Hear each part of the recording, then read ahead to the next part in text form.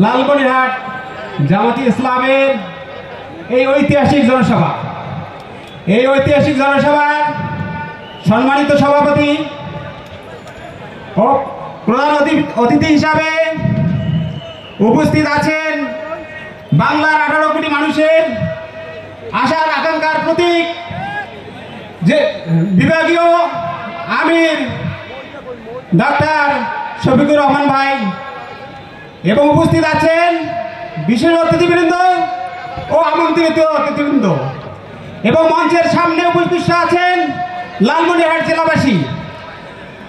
আপনাদের সকলের প্রতি জানাচ্ছি আদাব ও নমস্কার। ভাই, আমার নাম পুষ্পজিৎ, আমি একজন হিন্দু মানুষ। আপনারা হয়তো মনে করছেন যে হিন্দু মানুষ আবার জামাতের সবাই কেন? এটারও অনেক কারণ আছে।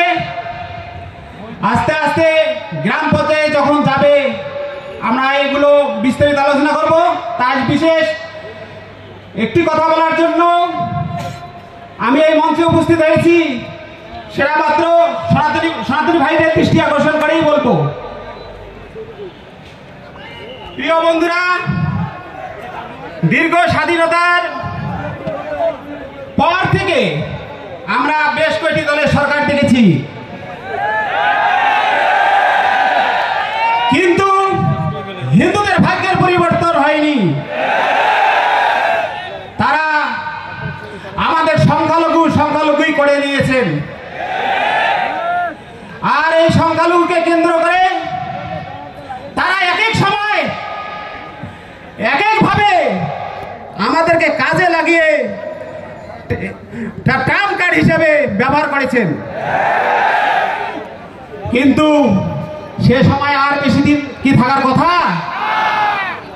তাই আজকে স্বাধীনতার 53 বছর পরে হলেও জামাত ইসলামের আমির ডক্টর মোহাম্মদ শফিকুর ভাই আমাদের আশার বাণী দিয়েছেন যে বাংলাদেশে কোনো প্রকার সংখ্যালঘু থাকবে না। যে বাংলাদেশে জন্মগ্রহণ করবে সেই বাংলাদেশি। এই কথা শুনে আমাদের বিবেকের দ্বার খুলে গিয়েছে।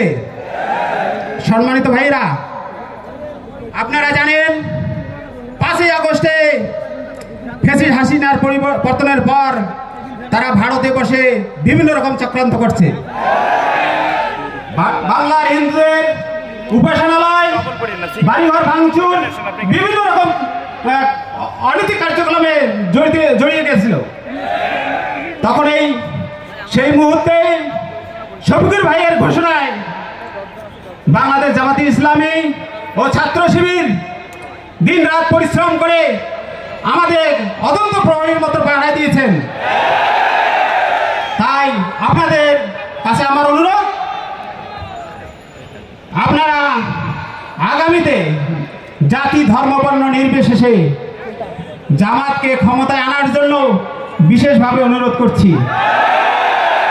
সেই সঙ্গে হাতিবান্ধা ও পাটগ্রাম এলাকার ভাইদের দৃষ্টি আকর্ষণ করে বলছি, আনোয়ারুল ইসলাম রাজু ভাইয়ের হাতকে শক্তিশালী করে আগামী সংসদে আনার জন্য বিশেষভাবে অনুরোধ করছি।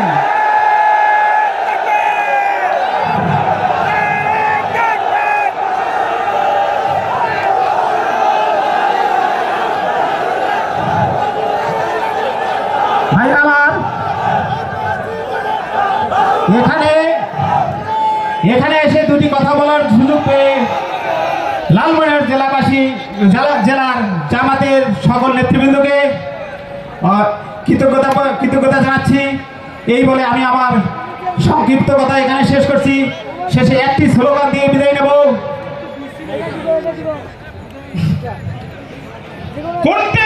হিন্দুরা সবাই আইসো এবার জামাত করি।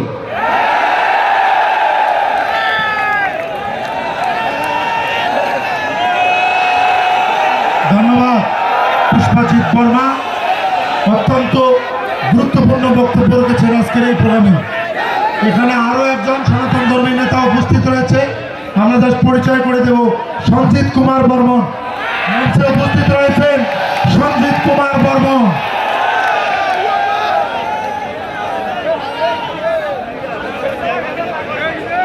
বাইরে এখনো যারা রয়েছে রাস্তায়, পাকা রাস্তায় দক্ষিণে, আপনাদেরকে অতি দ্রুত মাঠে এসে